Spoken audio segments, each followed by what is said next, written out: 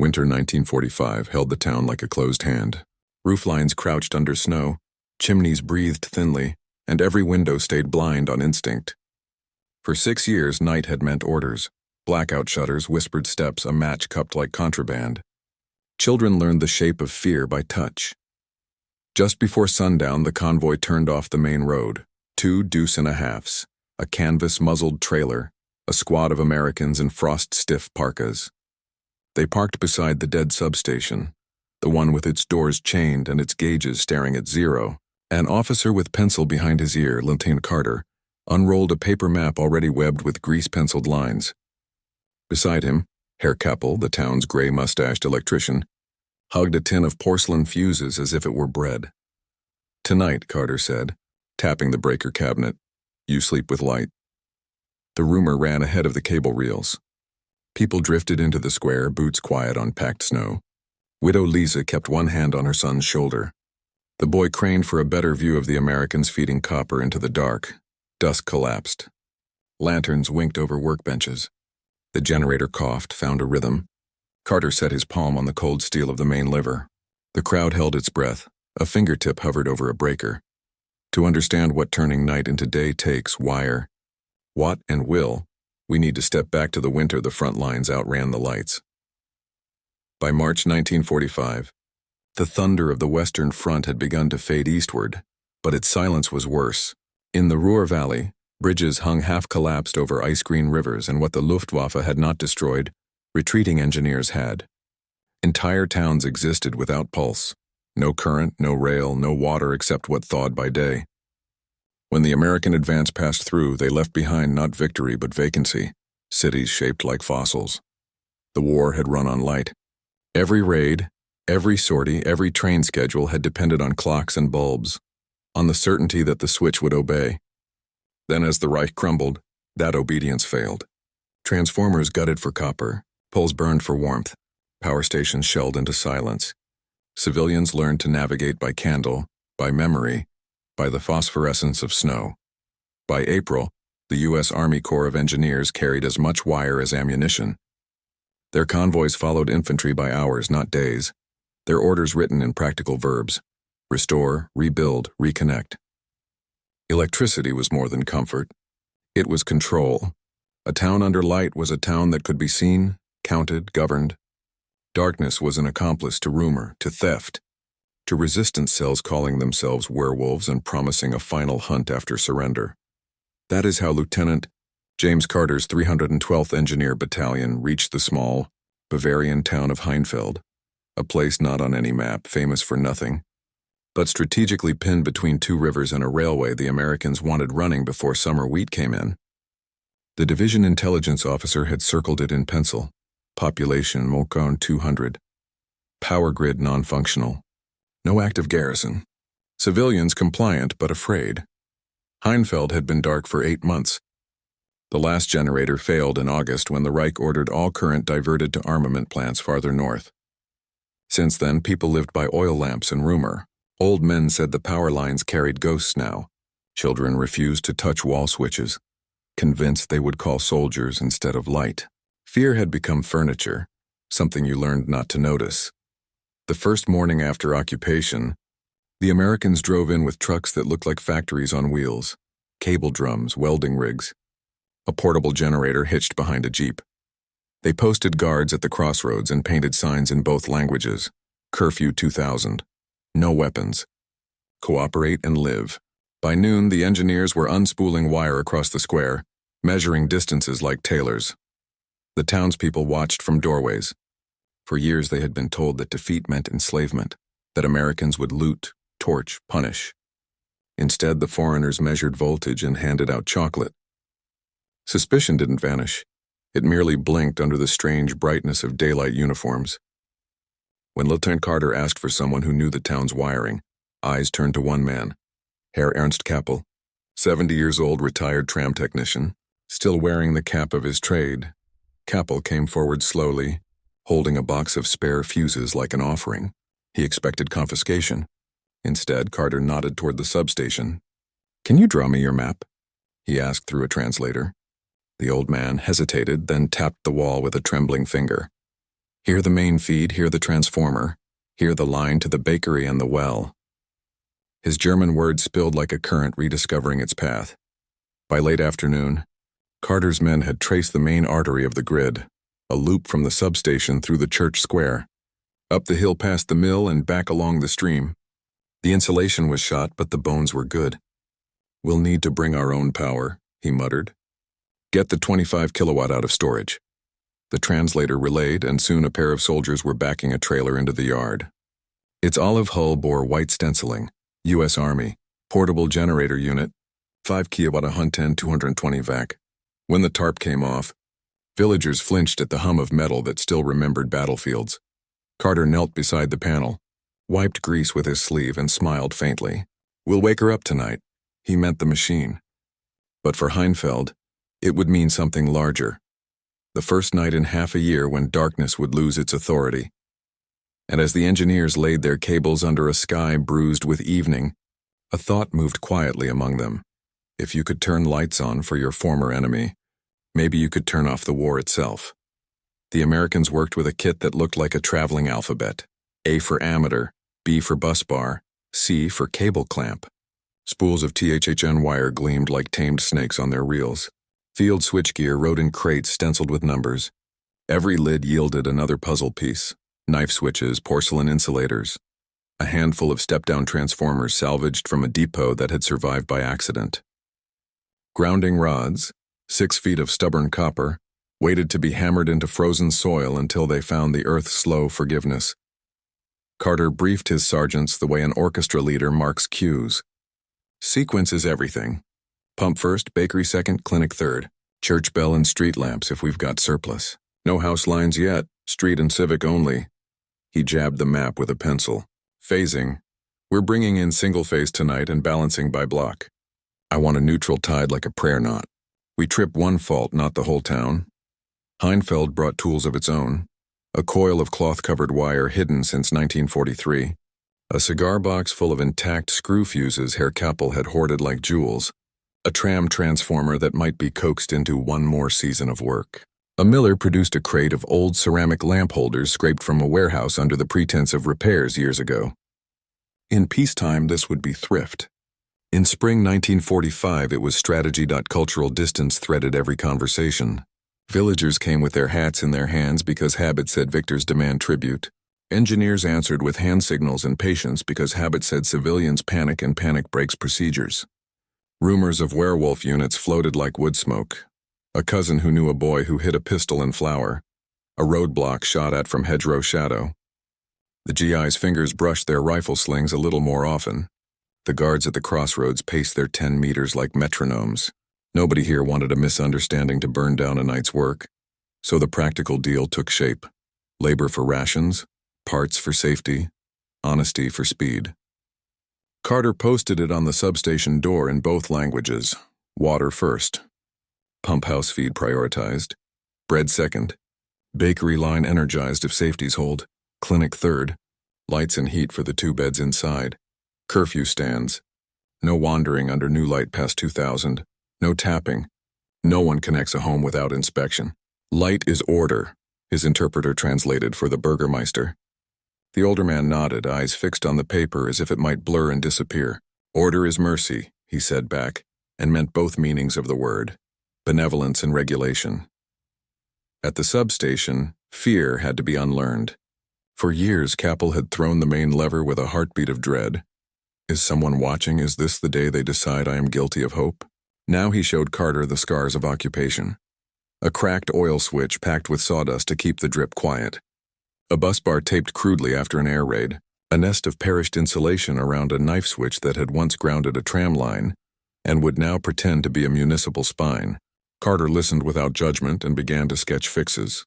A field phone as continuity tester. A makeshift bus made from a flattened copper gutter.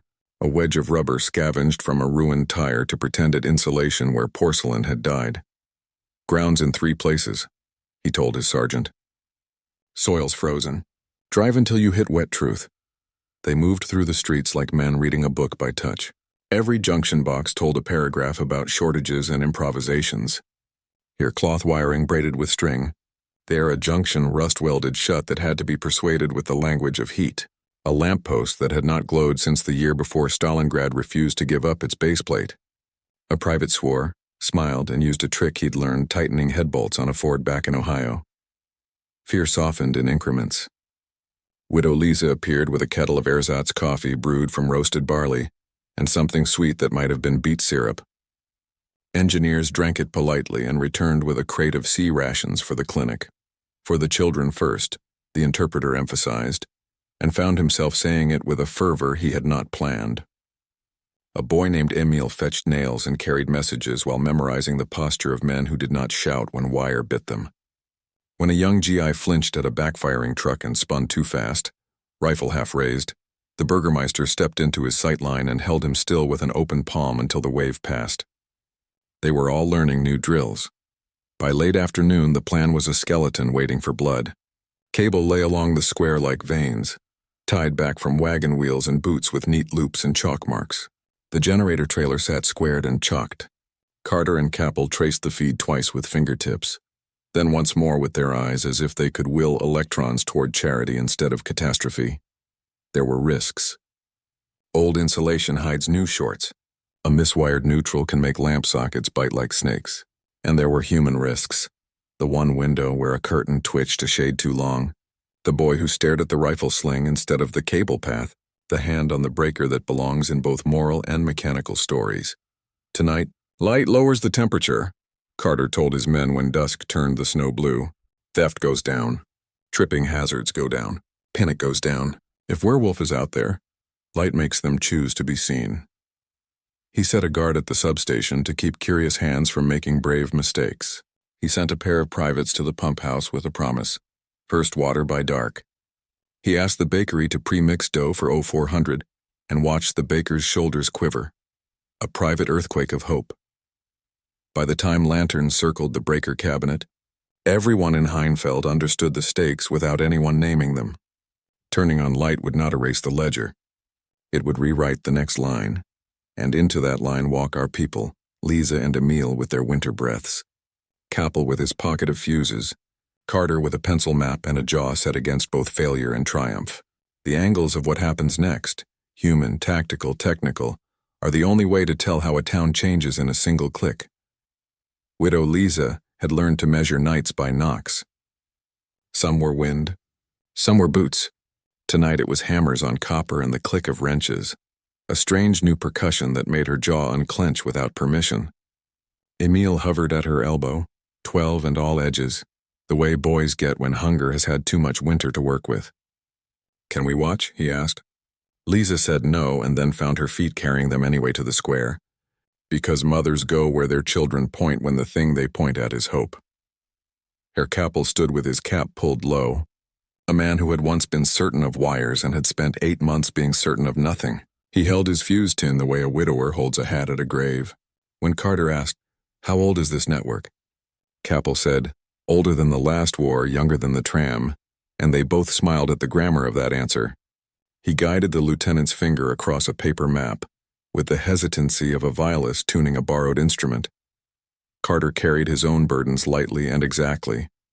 Names in a pocket notebook, a memory for which households held children or invalids. The way to ask a favor without making it sound like an order. He liked machines because they kept their promises when asked properly. He liked people because they didn't, and the difference made the work interesting. When Emil crept closer, Carter handed him a pencil. "Hold this," he said solemnly, and the boy's spine lengthened by half an inch.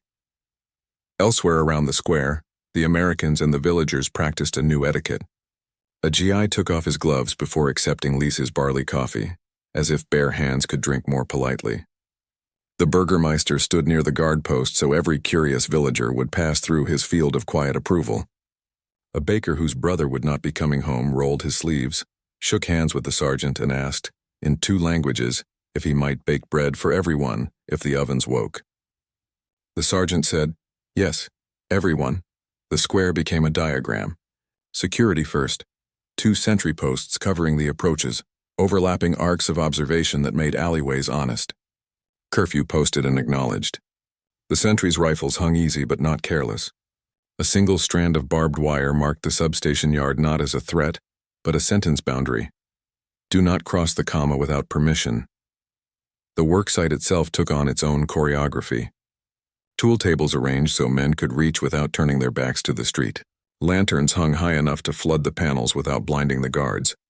A hot zone chalked around the breaker cabinet, with a gap wide enough for the stretcher no one intended to need. Every 10 minutes a runner circled the perimeter to report everything seen, and more importantly, everything not seen. Silence can be an ambush. It can also be a blessing. Carter briefed contingencies in a voice that wasted no heat. If a short trips the generator, don't shout, point. If a civilian crosses the wire, don't aim first. Intercept with hands and words. If a suspected werewolf gunshot cracks from the orchard, do not return fire into houses. Fall back to hard cover and wait for identification. He had learned in other towns that panic vandalizes progress faster than any saboteur. Placement mattered. The generator trailer faced away from the crowd so a backfire wouldn't read like gunfire. The pump house team kept a door open, lamp visible so the town could see water being chosen as the first beneficiary. At the bakery, 2 MPs helped slide the oven racks out for inspection, a small theater of protection that said, "We guard what helps you." Children pressed faces to cold windows and watched men in foreign uniforms weigh a loaf as if it were ordnance. Weather is a tactician's accomplice or adversary. Tonight the air held still. The snow packed tight enough to carry ladders without sinking. Boots made clean sounds. Breath made fog that floated and forgot itself. Cold steadied hands and slowed tempers. Even rumor froze a little. Electricity is a polite guest until it isn't. Carter treated it like a skittish horse. Voice low, movements deliberate, eye always on the hindquarters where the kick lives. He started with continuity. A field phone, 2 nails, a length of wire, and the patience to listen. Ring through from substation to pump house. Good. To bakery, good. To the church bell tower, weak but mending. Where the meter twitched wrong, he marked the map with an X.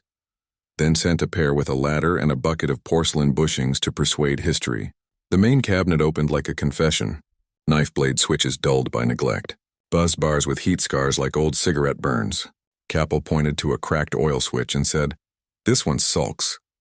Carter peered in, sniffed the telltale ghosts of carbonized oil, and nodded. "We'll bypass with a jumper," he said, and laid out a copper strap scavenged from a ruined gutter. Flattened, drilled, deburred with a pocket knife until it behaved like a proper conductor. Phasing came next. He chalked A and B on cabinet plates and used a hand crank megger to court the insulation on each leg. The needle wavered, agreed, wavered again. "Good enough for a first light," he told Capel. "Not good enough for pride." Capel sighed and said, "Pride can wake tomorrow." Grounding rods met the earth with a sound that never stops being satisfying. The sergeant swung a sledge until copper disappeared into frozen loam and then disappeared again, hunting for the wet truth that would give stray volts somewhere to confess. A line of braided strap ran from rod to frame with enough slack to survive the town's first thaw. At the pump house, a private rewired a motor starter that had been kissed by damp and disappointment. He blew on the contacts like a gambler. He reseated a coil with the affectionate profanity of a man who has loved a misbehaving truck. When the test light blinked, he grinned at the miller as if they had shared a joke about torque and grace. Water would have its turn again. Carter synchronized the generator with the patience of a man stringing a ship model. Fuel, choke, correct frequency, steady voltage. He watched the Hertz meter find 60 like a swallow finds its nest. He listened to the engine settle into a song that said, "Ask me anything reasonable." He set the governor with a touch that belonged in a different life, maybe a piano teacher's. Not this one surrounded by steel and second chances. Load planning obeyed a more human arithmetic. Pump first, draw heavy, then taper. Bakery second, oven sip at first, then gulp. Clinic and street lamps third, gentle. He penciled amperage next to each feed, ran his thumb down the column and whistled the low, 3-note tune of a man who thinks the math might not betray him. Then the tests that look like superstition but aren't. Tap a lamppost with a wrench and listen for the particular ring that says the insulator is seating. Sniff a cabinet for the first metallic hint of a short burning somewhere out of sight. Lay a palm on a transformer casing and count to 10, trusting skin to report truth faster than gauges do when surge is small. The last cables were lashed back from cartwheels and small boots. The chalk line around the cabinet thickened into a boundary everyone understood. Emil stood on his toes to see the amateur face, and Carter did not tell him to step back. "You'll be an electrician by summer," he said without looking down. Emil did not breathe until the lieutenant smiled. By full dark, the system was a held breath. The generator purred. The pump house crew stood by with a hand on a valve wheel. At the bakery, dough waited under cloth like sleeping hills. In the clinic, a nurse folded clean bandages near a lamp that as yet refused to glow. In the square, Widow Lisa's hand found her son's shoulder and finally relaxed. "Sequence," Carter said softly, and the word ran the line like voltage. The lever was next, but levers are honest only when all the small, careful work behind them has been tended like a garden. That work was done. Command, if done well, looks like courtesy under pressure. Carter's voice never rose. It narrowed. He parceled calm in syllables, spent it where it bought the most. "Sergeant, eyes on the pump house amperage when we bring the bus hot. Corporal, keep that chalk boundary clean. Interpreter, stick to nouns and verbs." He signed for nothing with flourish. He touched everything once: generator governor, cabinet latch, paper map, like a conductor checking sections with a fingertip before lifting the baton. He practiced visible fairness.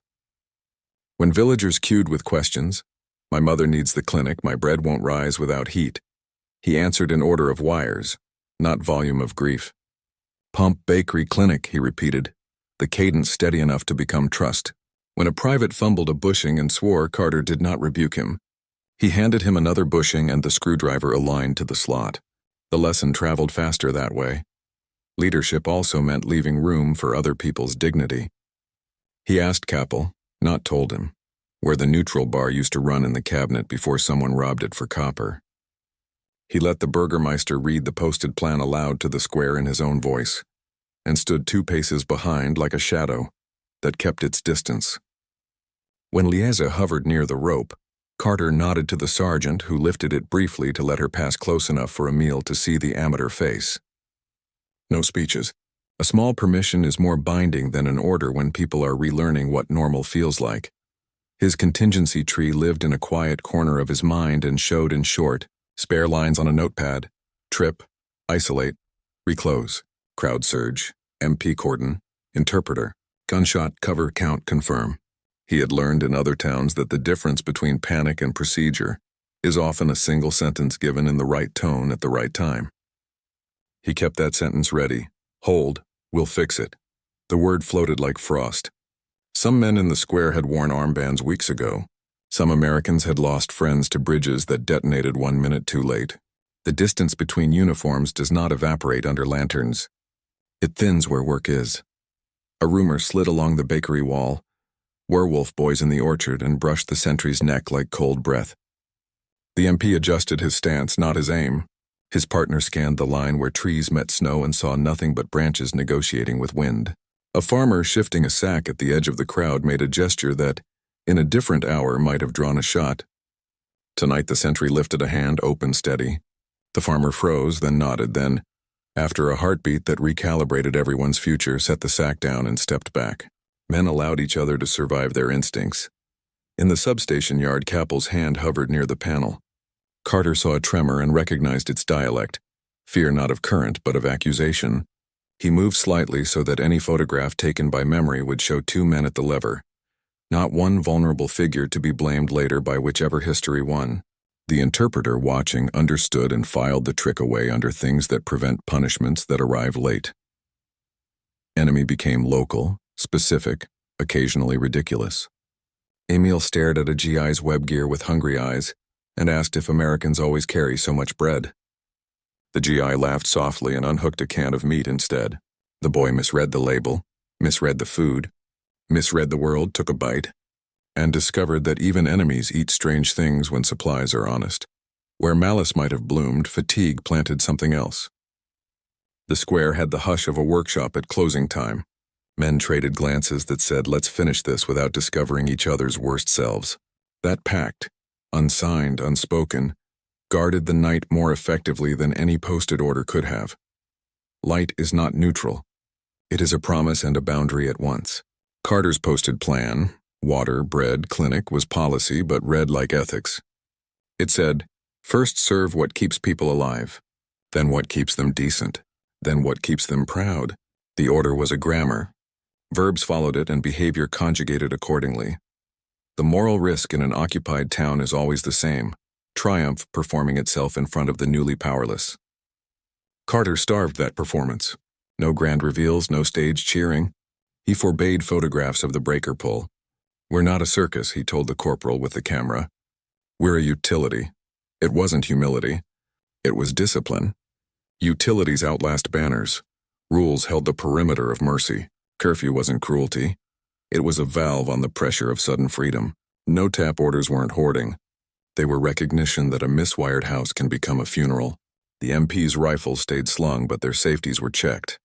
Magazine seated, decency protected by preparation. Not wish Capel found his own ethic again. The one he had practiced before flags taught him new prayers. He insisted on swapping a cracked fuse holder for one from his tin, even when the American said the old would probably hold a night. Probably is not safety, the old man muttered. And Lisa heard the sentence settle into Emil like a seed. Tomorrow the boy would repeat it when friends tried to improvise a lamp from frayed cloth wire. A town's character turns on which sayings travel fastest. Moral clarity arrived in the smallest gestures. The interpreter, translating "no one connects a home without inspection," hesitated over the pronoun and chose "we," not "you." The Burgermeister read the line and did not flinch. The MP who had thought of the orchard rumor kept his muzzle down and his eyes up and, hours later, would remember both choices with relief. Lisa, feeling the rope lift for her son, understood that respect can be braided from rules as surely as from kindness. What made the night honest was not the hope that no one would do wrong. It was the arrangement that made right easier. Lights at the pump house and bakery told thieves that someone was awake. A bright clinic said wounds would be seen. A lit clock said time had a keeper again. When people can see each other, they gossip less and repair more. Under illumination, vengeance looks like what it is, expensive and stupid. Under illumination, apologies don't need witnesses to count. So the moral arc bent not by speech but by sequence. First water, then bread, then care, then light in the streets where rumor likes to walk. The engineers built a circuit for electrons and, accidentally or not, for trust. Behind the chalk line, the cabinet waited. The generator idled steady. Somewhere a boy breathed in sync with an amateur needle. Leadership had set the stage. Enemies had chosen not to be inevitable. Rules had built a narrow road through a wide night. At the end of that road stood the lever. Simple, heavy, honest.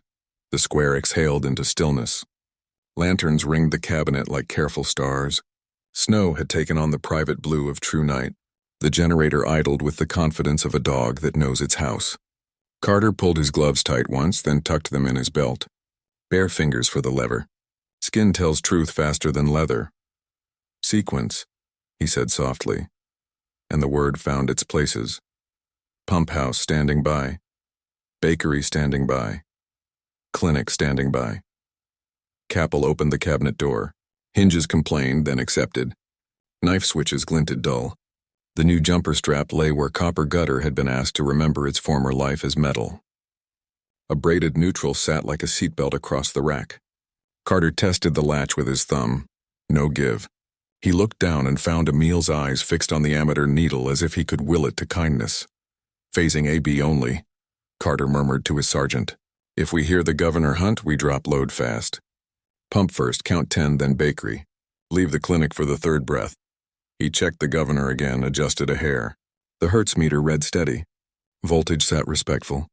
He pressed the carrier's talk button on his field phone and listened to the pump house. A private whispered, "Sir, I can feel the wheel wanting." "Good," Carter said. "Let it want. On my count." He glanced once at the perimeter. MPs paced their measured arcs.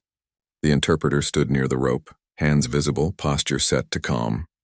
Widow Lisa watched without blinking. Her boy's shoulders had found a soldier's square without training. "Ready?" Carter said to Capel. The old man's hand hovered, reverent and afraid. Carter placed 2 fingers over the older hand, turning one person's tremor into 2 people's steadiness. On 3. 1. The generator's note sharpened as if it too drew breath. 2. A child broke from the crowd. Small boots. Quick. A gap under the rope found a body intended for the wrong place. A mother's voice knifed the air. The guard nearest the gap moved, not to grab a rifle, but to interpose himself, arms wide, palms out. The interpreter's shout translated into muscle. "Stop danger, halt." The child froze. The MP dropped to one knee, brought himself down to the level where fear can understand hands better than words. The boy backed away. The rope fell back into place. Carter had not moved. He had not called it off. He had waited until life remembered itself at the edge. 3. Capel and Carter pushed the lever. The thunk of contact felt in the teeth. The generator deepened, a bass note catching. The amateur's needle rose like a careful dawn. In the pump house, a motor coughed, tried again, and found its spin. A private laughed once, short and disbelieving, and then remembered to open the valve a quarter turn at a time. At the well spout above the square, water hiccuped, sulked, and then poured into a trough, steam ghosting in the cold. Someone clapped a hand over a mouth to keep the sound from breaking the spell. "Hold," Carter said, watching the governor. "No hunt," he counted in silence, eyes on the needle. 4, 5, 6, 7, 8, 9. Bakery. At the bakery, the sergeant had checked the elements twice, the insulation once, and the superstition thrice. He closed the local knife switch. The oven's indicator bulb, ancient, stubborn, glowed a sullen orange, then brightened. Heat crawled back into brick that remembered the shape of bread. The baker, sleeves white with flour, set his palm near the opening and inhaled as if testing a story. He nodded. The nod traveled like voltage. The square did not cheer. Cheering is for crowds. This was a town. They breathed in time with the machine. Lisa's shoulders lowered a fraction. Emil's mouth formed a word he did not say. The Burgermeister wiped his eye with a thumb and pretended it had been snow. The clinic waited, lightless but expectant. Carter gave it 3 more counts for respect. "Clinic," he said. The corporal at the panel eased the switch. Inside, a single lamp blinked, hesitated, gave up darkness. A nurse who had folded bandages by a window for 8 months stood under the new light and found her hands looked younger than they had that afternoon. She touched the lamp's shade with the back of her knuckles as if checking for fever. She smiled at no one. She set a kettle on a hot plate and did not say the word miracle, because she did not believe in miracles. She believed in current. Then a sound that stark men dread. A faint fizz from the cabinet's lower right. The burnt sugar smell of an old insulator deciding to confess. Carter smelled it the instant it existed. His hand cut the air. "Hold load. Do not touch anything." Capel's chin lifted. He had known that smell for 40 years. Carter knelt, sniffed again, traced the scent to a hairline crack on a porcelain bushing that had passed every honest test and failed one dishonest one. Time. "We'll tape and brace," he said. Sergeant, rubber wedge. The man with the sledge passed up a ration of tire. Carter slid the wedge under the suspect spot, taped it with the good tape they saved for hard truths, and pressed his palm against the cabinet face. He counted to 10. Warmth, not heat. The fizzing stopped like a child deciding to behave. "Resume," he said, and the translator repeated, and obedience flowed back into wire. Street lamps came last, by design. Carter pointed to the first run. "1 line only," he said. "We sample the town, not swallow it." A private on a ladder twisted a new bulb into an arm that had not lifted anyone's face in seasons. The filament took, brightened, held. In the square, eyes lifted automatically, the way they had when the clock used to chime. Shadows shuffled into their new corners. Faces looked like faces again, cheekbones, jaws. A hint of color where blood remembered to rush. There was one window still black as refusal, the house at the corner with the shutter that had not opened since a telegram arrived there 2 winters ago. The crowd looked, then looked away, shame and superstition dividing the gaze. Carter looked too, then did something unmilitary. He waited. He did not send a private to knock. He did not call. He let the dark measure itself against the rest. Beside him, Lisa moved. She reached into her coat and produced a bulb wrapped in paper, one she had kept since before the last winter, a votive of glass. She held it toward the rope. The sergeant lifted the strand without looking at Carter for permission. She crossed the snow, climbed the 2 steps to the shuttered door and knocked once. After a long time, it opened the width of a knuckle. A whisper, a hand. The bulb passed across the seam. The door closed. A minute became longer. Then the window bloomed, a soft, reluctant yellow like waking late. No one clapped. Someone exhaled. Carter checked the governor again. Steady. He marked figures in his notebook. Pump load acceptable. Bakery rising within plan. Clinic negligible. Street line stable. He looked at Capel. The old man's hand lay flat against the cabinet, feeling his town through steel. Good, Capel said. The word meant more than good. It meant right. They were not done. They had to balance phases tomorrow. Clear faults, run inspections, teach rules, write a dozen small treaties on paper, and 100 on habit. But the hinge had turned. Beyond the square, maybe in an orchard, someone who wished the dark would return took a step backward and thought better of it. Light edits courage. It edits malice, too. Hold the bus for 10, Carter said, eyes on the needle. Then we feed a single street more. He did not look at the crowd when he said it. He looked at the lever, which had told the truth so far, and at the boy whose breath had learned to follow the ammeter, and at the night, which had become a smaller thing. The first light arrived the way peace always does, quietly enough that no one dared name it until it was undeniable. At 23:48, the second street line came alive. A single bulb at the butcher's corner blinked twice, then glowed with a clean white certainty. The current ran like a rumor, cautious, disbelieving, and then suddenly everywhere. Filaments across windows began waking in slow relay, as if the town itself were remembering its own shape, a glow against glass, a reflection in puddles. The faint tremor of insects confused by the sudden resurrection of day. For 6 years, night had belonged to patrols, whispers, and ghosts of authority. Tonight it belonged to kitchens, to hands cutting bread, to a clock's pendulum resuming its patient work. Carter stood at the edge of the square, his logbook tucked beneath his arm. The governor's hum steadied at 60 hertz, as dependable as heartbeat. He wrote 3 words on the next page. System hold steady. Capel exhaled through his teeth, the sound halfway between laughter and prayer. It breathes again, he said in German. The interpreter caught the meaning and translated softly, though most in the crowd already understood without words. Around them, silence gave way to the quiet orchestra of normal life restarting. Boots scraping, a window creaking open, a cough in the back of the crowd that didn't sound afraid anymore. The Burgermeister approached Carter, hat in his hands, shoulders folded inward with the posture of apology. Captain, we will pay for the wire, he said haltingly in English. For the copper, Carter shook his head. You'll pay in care. Keep the load balanced. Don't overdraw. That's worth more than wire. The mayor nodded once. The interpreter repeated it in German. The crowd seemed to hear the exchange as decree, not mercy. The nurse from the clinic walked into the square with a tin mug of coffee for Capel and another for Carter. For staying awake, she said, her English careful but proud. Steam mingled with the breath of the generator's exhaust, both equally human. Capel raised his cup. To the current, he said. Carter lifted his own. To the people who'll keep it. The crowd began to thin, drifting home beneath the soft new light that mapped familiar paths again. The MPs kept their positions but eased their grips. Some even waved back at villagers who waved first. Enemy and guard had become silhouettes walking home through the same glow. At the bakery, the owner opened his door just enough for the smell to escape. Yeast, heat, and forgiveness rolled out in equal measure. A private off-duty at the edge of the square sniffed once, closed his eyes, and smiled. It smelled like Kansas. Near the pump house, a sound drew attention, the laughter of a boy. Emil had dipped his hands under the steady stream of water, flicking droplets at the air as if baptizing himself in proof. It's warm, he cried, surprised that warmth could hide in metal. His mother smiled from a distance. Capel glanced toward Carter. He will remember this night forever.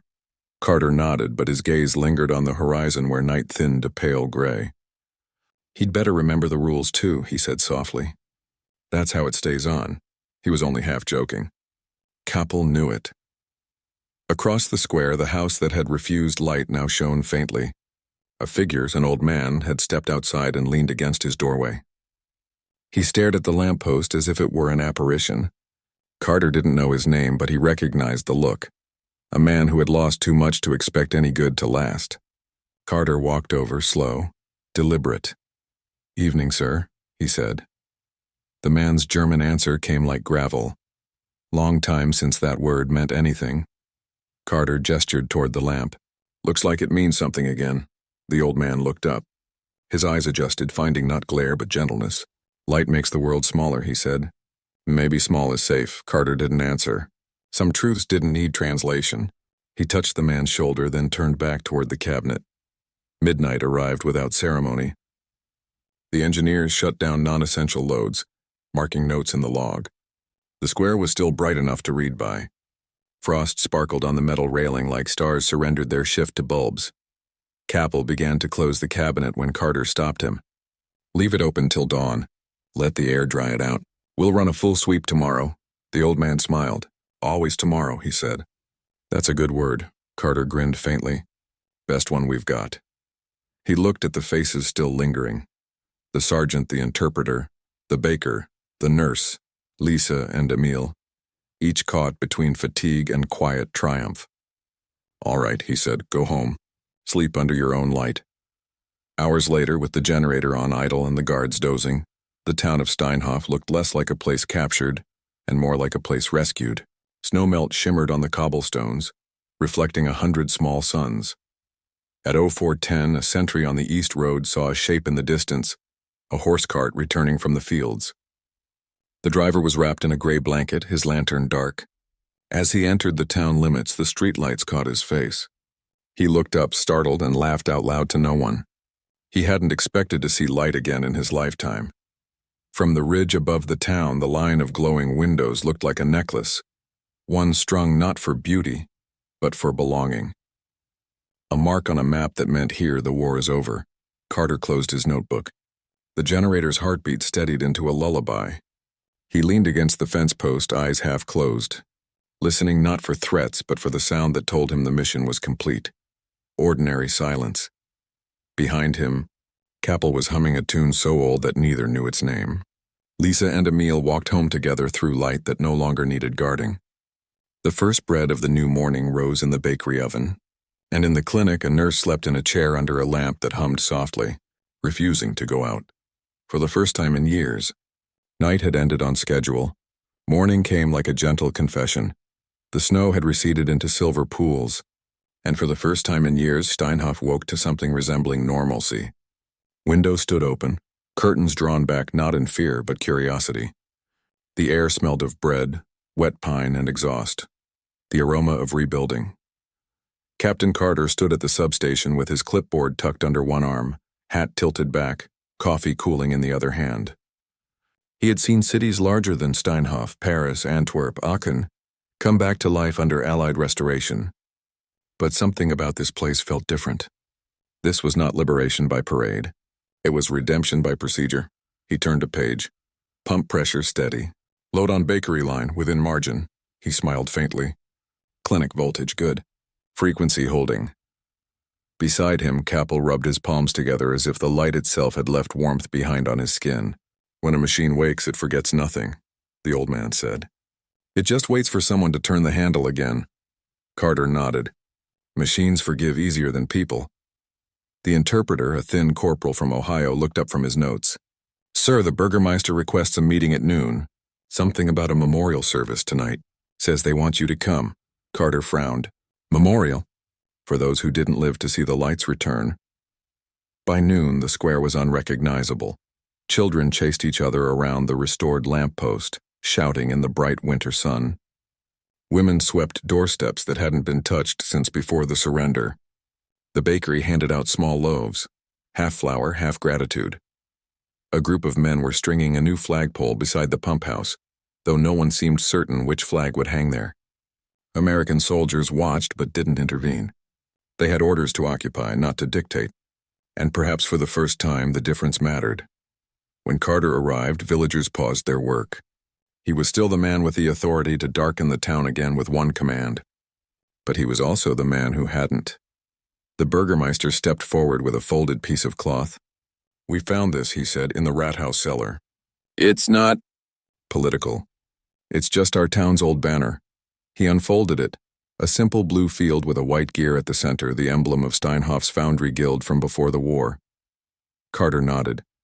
That one'll do. They hoisted it together. No speech, no anthem.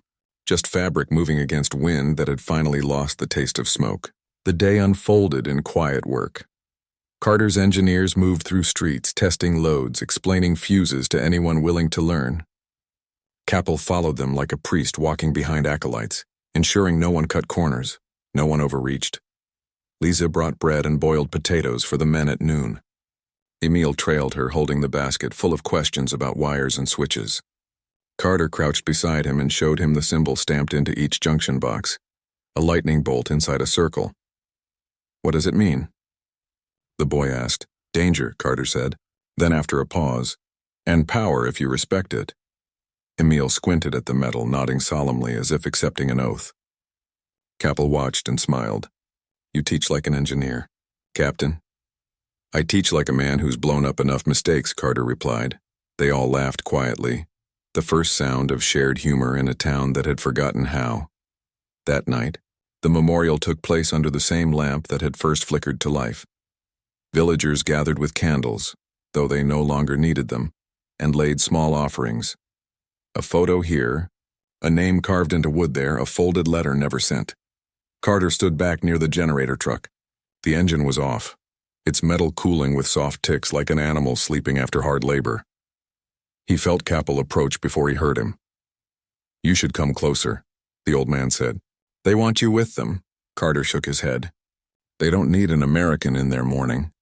Capel looked toward the crowd where Lisa held Emil close. The boy had his eyes lifted to the lamplight. "Maybe they do," he said. "To remember who gave the night back." Carter's jaw tightened. "They gave it back to themselves. We just kept it from tripping." Capel chuckled, low and weary. "A humble electrician who makes philosophers out of soldiers." "That's a new kind of war." Carter didn't answer. He just looked at the faces in the square, illuminated now by steady, unwavering light. The wind carried no sirens, no marching boots, just the simple rhythm of people staying alive. At exactly 21 as the candles burned low, the bells of the old church struck 3 times, their first notes since occupation. The sound rippled over rooftops, blending with the soft hum of current. For miles, refugees on the roads turned their heads toward it, wondering who had found the courage or the power to bring bells back to life. The town of Steinhof, once afraid of its own darkness, was bright again, and in that brightness, even silence felt honest. 2 days later, orders arrived. A radio message from Division. Forward detachment to proceed south. Establish power restoration at coordinates K241 by 1800 hours. A new town. A new blackout. Another grid of human lives waiting for its switch. Captain Carter folded the paper, slid it into his notebook, and stared at the horizon. The ridge where Steinhof's lights met the morning fog. He exhaled through his nose. "They never stop sending ghosts to resurrect," he muttered. His sergeant grinned. "You want me to tell them the ghosts are unionizing, sir?" Carter almost smiled. "No. Tell them we'll be gone by dawn." Packing up a lighted town felt wrong. The generator crew dismantled cables, spooled line, and crated the spare insulators. The rhythmic clang of tools carried through the air, each strike sounding less like war and more like construction. Children gathered near the fence to watch, whispering to each other as if the Americans were magicians undoing a spell. Capel came to the yard with a leather satchel under his arm. He handed Carter a folded diagram, the camp's electrical schematic, redrawn by hand, every measurement written with the care of scripture. "Copy," Capel said. "So the next town knows where to begin." Carter studied it, then closed the folder carefully. "You should keep this." "I already have it," the old man said. "But paper travels faster than people." The interpreter smiled at the phrase, scribbling it down for memory. Capel continued, "We'll maintain the circuits. Every Sunday I'll check the line with the boy." He looked toward Emil, who was pretending to measure voltage with a stick and an imaginary meter. "He learns quickly." Carter's gaze softened. "Keep him near the wires, not the weapons. They make a similar sound, but only one of them means progress." By mid-morning, most of the American gear had been loaded. The townspeople gathered at the edge of the square, not to protest the departure but to witness it, as if to convince themselves it had truly happened. Light, power, water, order, all real, and now self-sustaining. The Burgermeister approached with a wooden crate. Inside, wrapped in linen, were 3 loaves of bread and a bottle of apple schnapps. "For your men," he said awkwardly. "For electricity." Carter laughed quietly. That's the first time anyone's paid us in carbohydrates and voltage. The Burgermeister smiled back, then grew serious. Before you leave, you must see something. He gestured toward the bakery. The crowd parted. There in the window hung a sign freshly painted in careful German script, and below it an English translation. It read, Ehrlich Brot, honest bread, baked with American currant. Carter read it twice.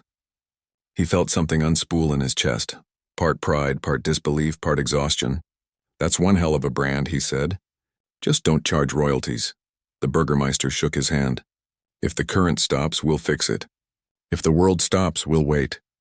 At 15 near, the convoy rolled out. Engines started with coughs, then settled into diesel rhythm. The last truck carried the generator, now cool, chained down like a captured dragon. Soldiers waved. Children ran alongside until the road curved south, past the ridge, past the last visible pole carrying the new line that fed the town. Carter looked back only once. From the crest of the hill he could see Steinhof glittering faintly in the daylight, a constellation on Earth. He imagined how it would look from the next valley over, a small miracle mistaken for a sunrise. The sergeant beside him pointed. They'll keep it running? They will, Carter said. People always keep what they've waited long enough for. The truck bounced over ruts. Ahead the map unfolded, town after town marked in red pencil, each a pocket of darkness waiting to be rewired. War had broken them with bombs.